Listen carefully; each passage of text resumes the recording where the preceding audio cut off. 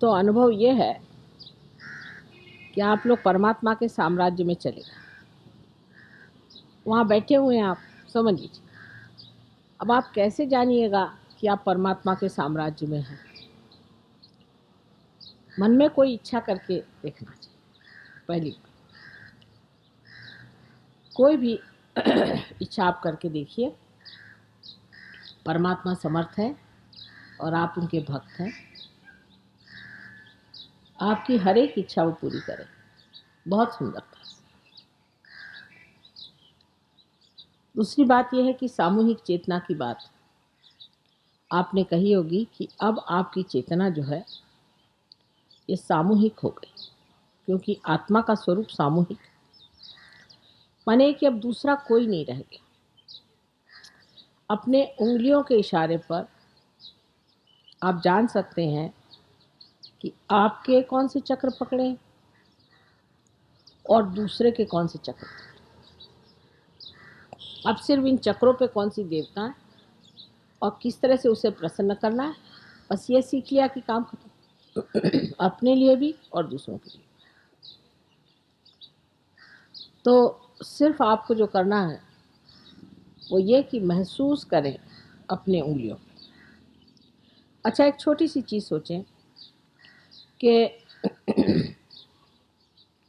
हम लोग हैं यहाँ, श्री गोविंद जी का मंदिर है ना। ये पूछिए कि माँ श्री गोविंद जी जो यहाँ पर विराजते हैं ये स्वयंभू हैं कि नहीं? ऐसे हाथ करके पूछिए।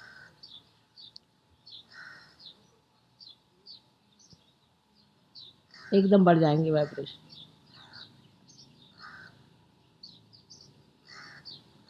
तरह तरह की सुगंध आती है, तरह तरह की। हाँ, बढ़ गए।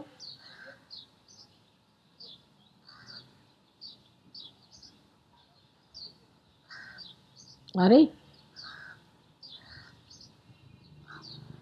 नहीं आ रहे, आनी चाहिए जरा सी प्रगल्भता चाहिए जी। जिसको सेंसिटिव होते हैं। हाँ, अब देखिए, सवाल पूछने पर जोरों में वाइब्रेशंस आ जाने चाहिए, क्योंकि है वो स्वयंभू। अब जो स्वयंभू होते हैं ये क्या चीज़ है? ये पृथ्वी तत्व ने विशेष रूप से बना करके, क्योंकि पृथ्वी तत्व में भी इंटेलिजेंस है, शुद्ध बुद्धि है, और उस शुद्धि बुद्धि से उन्होंने ये सब इस तरह के आकार प्रकार बनाए हैं जो इस संसार में अकस्मात निकल आते हैं। और जब आने के बाद उनमें से जो चैतन्य बहना शुरू होता है उससे सारी सृष्टि को वो पवित्र रखती है। जैसे फूलों से वो सुरभित रखती हैं जिससे सुगंधित रहता है, उसी प्रकार हर युग में ये पृथ्वी तत्व में से ये विशेष आकार प्रकार जो है निकल आते हैं। अब ये सही है कि नहीं, ये कैसे जाने? क्योंकि आत्मा जो है ये संपूर्ण एब्सोल्यूट। इसका उत्तर जो है वो आप पूछें किसी भी चीज के लिए, क्या ये स्वयंभू है? किसी इंसान के लिए आपको पूछना हो, अगर हम कहते हैं, समझ लीजिए बात जिसको शायद आप नहीं जानते, कि मोहम्मद साहब दत्तात्रेय के अवतरण थे। ठीक है, हाथ रख के पूछिए, क्या मोहम्मद साहब दत्तात्रेय के अवतरण थे?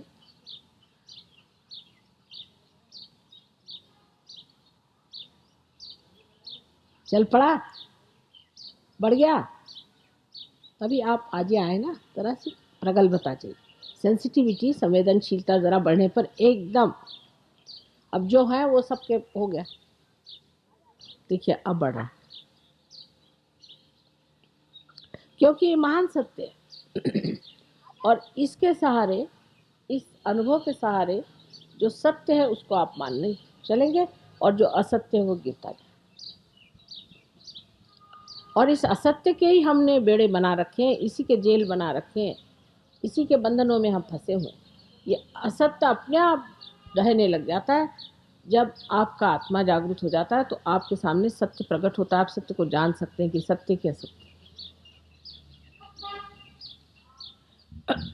अब आप देखिए कि किसी किसी गुरुओं के लिए हम कहेंगे ये ठीक नहीं, किसी के लिए कहेंगे ठीक है, पर ऐसे भी लोग जो अच्छे गुरुओं के पास गए उनकी कुंडलिनी रुक जाती।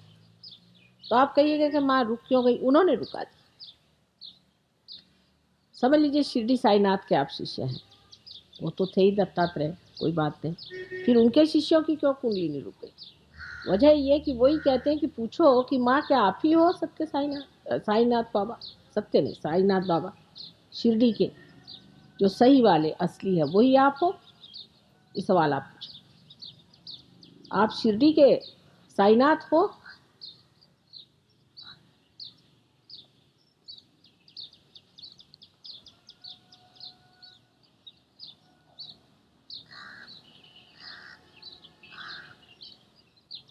आ रही? बढ़ जाती, बढ़ जाती, धीरे धीरे सेंसिटिविटी बढ़ती है। देखिए अभी तक तो हमारी सूक्ष्म नहीं रही, सूक्ष्मता बढ़ती जाती, जैसे जैसे सूक्ष्मता बढ़ती है एकदम आप जान जाइएगा कि यही सत्य है, इसके अलावा सब असत्य। फिर हमें कहने की ज़रूरत नहीं, फिर कोई इसमें वाद विवाद करने की बात नहीं, वो तो आप स्वयं ही साक्षात जान जाइए कौन सी बात है। अब हमारे एक शिष्य थे शुरू में, अंग्रेज लोग तो आप जानते हैं कि उनके खोपड़ी में घुसाना, जिनको गणपति का ग भी नहीं मालूम, बड़ी मुश्किल थी। बहरहाल किसी तरह से 7 आदमी जुट गए। उनमें से जो मुखिया थे वो कह रहे माँ आप कहते हैं कि इसमें सामूहिक चेतना होती है, तो मेरे पिताजी को बहुत दिन से फ़ोन भी नहीं आए, चिट्ठी भी नहीं आई, पता नहीं क्या बात है। मैंने कहा अच्छा तुम ऐसे हाथ करके देखो और पूछो कि माँ पता नहीं मेरे पिता की क्या हालत है। तो जैसे उन्होंने कहा उनकी उंगली जलने लगी, खासकर यहाँ पर। ये अपने पिता के सब चक्र, ये पिता के ये माता के चक्र, ये उंगली यहाँ पर जलने लगी। तो मैंने कहा कि अंग्रेजी में कहा कि your father must be down with very bad bronchitis. मैंने कहा अच्छा माँ को तो फ़ोन करके पूछो। माँ को फ़ोन किया, उनके माँ ने एग्जैक्टली यही सेंटेंस कहा कि your father is down with very bad bronchitis. वो है चक्कर में। मैंने कहा अच्छा अब तुम्हारे फादर को बंधन देना सिखाते हैं। फादर को उन्होंने ऐसे ऐसे करके जब बंधन दिए, आधे घंटे बाद फादर का फ़ोन आया कि मिराकुलसली आई एम क्योर। तो अब आपका जो चित्त है ये सारे विश्व के चित्त से एकाकार है, और इसकी जो टेली कम्युनिकेशन है वो इतनी एफिशिएंट है, इतनी एफिशिएंट कि इसका अभी एक फिलहाल का उदाहरण बताता हूँ। एक पति थे और एक पत्नी। पत्नी में बहुत भूत बाधा थी, तो मैंने कहा कि इस पत्नी को थोड़े दिन के लिए तुम ज़रा बाहर करा दो, कहीं आश्रम चली जाए, ठीक ठाक होकर चले आएगी। इन्होंने सुना नहीं और उस बच्चे को लेके वो गिर पड़ी। बच्चे की खोपड़ी इतनी ज़ोर से उसको चोट लगी कि उसका जो ब्रेन था वही करीबन निकला। फिर उन सीसा दिया, पर उसका जो सेरेब्रोस्पाइनल फ्लूइड था उसमें ब्लड चला गया। और 2 दिन मुझे भी ऐसा लगा कि पूरा सेरेब्रोस्पाइनल फ्लूइड ऊपर नीचे ऊपर नीचे का, पता नहीं किसका यह हाल हो रहा है, क्योंकि अब आपको तो अपने शरीर में जगह दे दी हमने, चाहे जैसे भी। 2 दिन बाद उनका फ़ोन आया कि माँ से खबर कर दो कि लड़का बड़ा बेहोश पड़ा है, उसकी हालत ऐसी। एकदम खत्म हो गई हमारी। उसी क्षण वहाँ लड़का भी ठीक। आपने कुछ नहीं किया,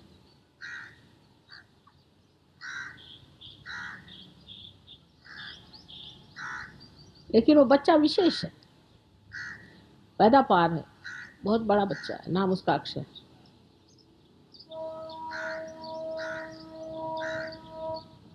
तो आपको तो हमने अपने अंग में, मैंने कहा ना तादात्म्य में डाल दिया, और क्या चाहिए? आप तो तादात्म्य में। बस इसमें थोड़ी सी प्रगति करनी है, ध्यान धारणा से आपकी संवेदनशीलता बढ़ जाएगी। अनुभव एक से एक आपको इतने आश्चर्यजनक आएंगे, यानी जिसको कहते हैं मटीरियल लाइफ, जिसको कहते हैं बिल्कुल जड़ चीज़, उसमें तक। ये नहीं होगा कि हम उठा के आपको एक हीरा पन्ना देंगे, ऐसी बात नहीं।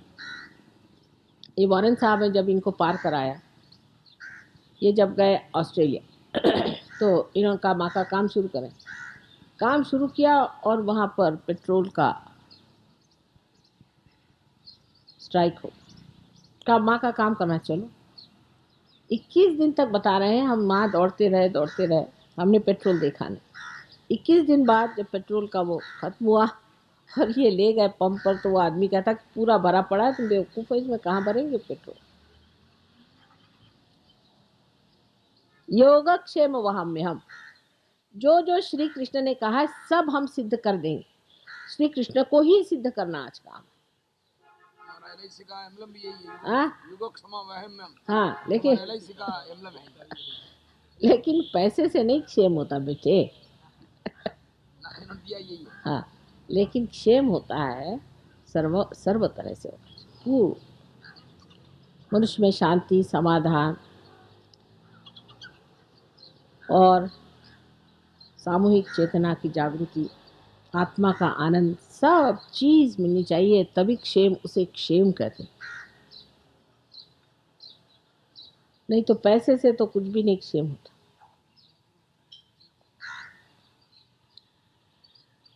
इसी प्रकार आपको अनेक अनुभव आएंगे, कुंडलिनी के भी आएंगे। कुंडलिनी आएगी, कभी गुदगुदाएगी, यहाँ आपको लगेगा कुछ गुदगुदा रहा है, फिर धीरे धीरे ऊपर चढ़ेगी।